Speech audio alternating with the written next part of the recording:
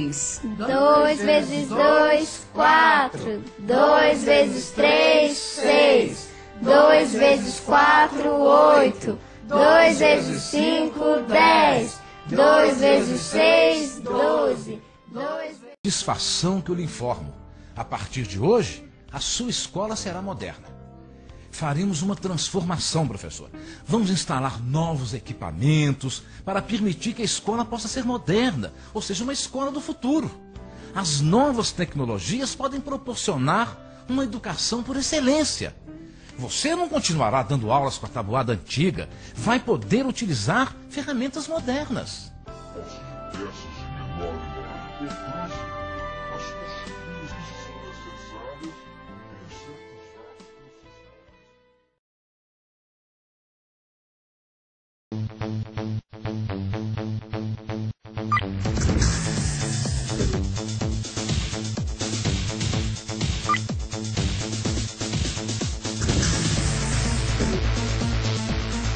Dois vezes 1, 2. 2 vezes 2, 4. 2 vezes 3, 6.